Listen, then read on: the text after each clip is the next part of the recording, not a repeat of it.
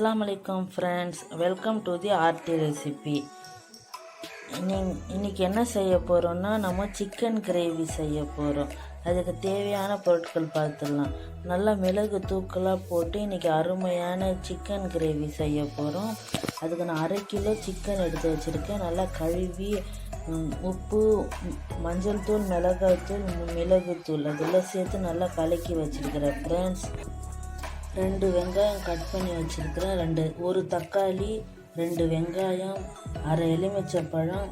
Chicken செய்ய நல்லெண்ணெய் 3 teaspoon எடுத்து வச்சுருக்கிறேன். சிக்கனுக்கு நல்லெண்ணெய் ரொம்ப அருமையாக இருக்கும்.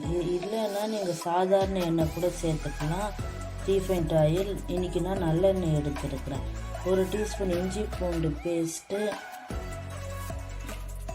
மிளகு 3 டீஸ்பூன், ஜீரகம் 1 டீஸ்பூன், 2 மிளகாய். இன்றைக்கி நான் மிளகு தான் அதிகமாக போட்டிருக்கேன். மிளகு போட்டு நல்லா சிக்கன் செஞ்சால் இந்த குளிர்காலத்துக்கு ரொம்ப நல்லா இருக்கும் ஃப்ரெண்ட்ஸ். நம்ம ஹெல்த்துக்கும் ரொம்ப நல்லது. மிளகு எவ்வளோ சேர்க்க முடியுமோ அவ்வளோ நம்ம உணவில் சேர்த்துக்கிட்டால் ரொம்ப நல்லது ஃப்ரெண்ட்ஸ்.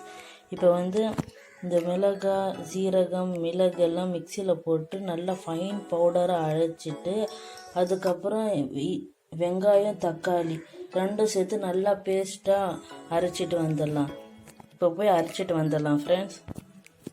நல்லா ஃபைன் பேஸ்ட்டாக அரைச்சிட்டு வந்தாச்சு. இப்போ நம்ம சிக்கன் செய்ய ஆரம்பிச்சிடலாம். இப்போ பேன் நல்லா காஞ்சிடுச்சு. இதில் 3 ஸ்பூன் எண்ணெய் ஊற்றிக்கலாம். 1/2 கிலோ சிக்கனுக்கு 3 ஸ்பூன் எண்ணெய் போதும். நீங்கள் அதிகமாக செய்கிறீங்கன்னா கொஞ்சம் எண்ணெய் அதிகமாக சேர்த்தாங்க. எண்ணெய் காஞ்ச உடனேயே நம்ம மசாலாவை போட்டு நல்லா வதக்கிக்கலாம்.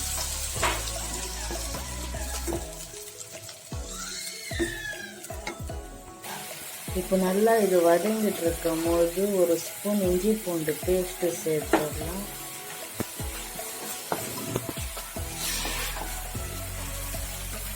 கால் ஸ்பூன் கரம் மசாலா சேர்த்துடலாம். 1/2 ஸ்பூன் உப்பு, 1/4 ஸ்பூன் மஞ்சள் தூள் சேர்த்து இதை நல்லா வதக்கிடலாம்.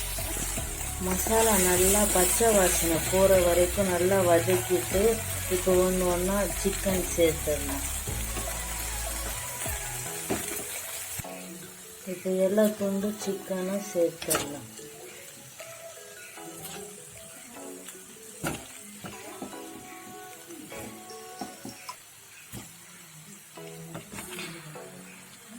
இப்போ எல்லா சிக்கனும் நல்லா சேர்த்து வதக்கிடலாம்.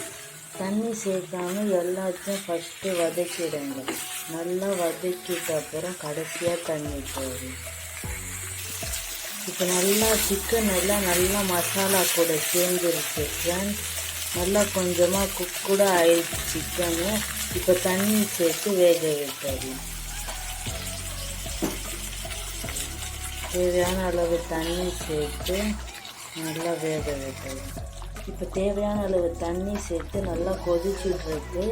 இது மூடி போட்டு மீடியம் ஃப்ளேமில் ஒரு 10 நிமிஷம் வேக விடலாம். 10 நிமிஷம் ஆயிடுச்சு ஃப்ரெண்ட். இப்போ குக் ஆகிடுச்சான்னு பார்த்துடலாம். நம்ம போட்ட எண்ணெய் எல்லாம் திரிஞ்சு மேலே வந்துடுச்சு. ஒரு துண்டு எடுத்து புட்டு பார்த்தீங்கன்னா நல்லா இது ஆகும். கடைசியில் ஒரு 1/2 எலுமிச்சைப்பழம் ஜூஸ் போட்டுடலாம். கொத்தமல்லி தழை போட்டுடலாம். போட்டு அவ்வளோதான் 10 நிமிஷத்தில் குக் ஆகிடுச்சு ஃப்ரெண்ட். அவ்வளோதான் ஈஸி சிக்கன் கிரேவி செய்கிறது. இந்த மாதிரி மிளகுத்தூள் தூக்கலாக போட்டு செஞ்சிங்கன்னா ரொம்ப டேஸ்ட்டாக இருக்கும். குழந்தைங்கலேருந்து பெரியவங்க வரைக்கும் இந்த கிரேவி சாப்பிட்டா ரொம்ப நல்லது. சிக்கனுக்கு ஞாபகமாக நல்லெண்ணெய் சேர்த்துக்கோங்க ஃப்ரெண்ட்ஸ். ரொம்ப டேஸ்ட்டாக இருக்கும். நல்லெண்ணெய் சூடு கூட குறைக்கும் கொஞ்சம். ரொம்ப அருமையாக இருக்கும். நீங்களும் ட்ரை பண்ணி பாருங்கள் ஃப்ரெண்ட்ஸ். என் சேனலை புதுசாக பார்க்குறீங்கன்னா சப்ஸ்கிரைப் பண்ண மறந்துடாதீங்க. பக்கத்தில் இருக்கிற பெல் ஐக்கானே ப்ரெஸ் பண்ணிக்கோங்க. அப்போ தான் நான் டெய்லி போடுற வீடியோ உங்களுக்கு நோட்டிஃபிகேஷனாக வரும். அடுத்த வீடியோவில் பார்க்கலாம். பாய்.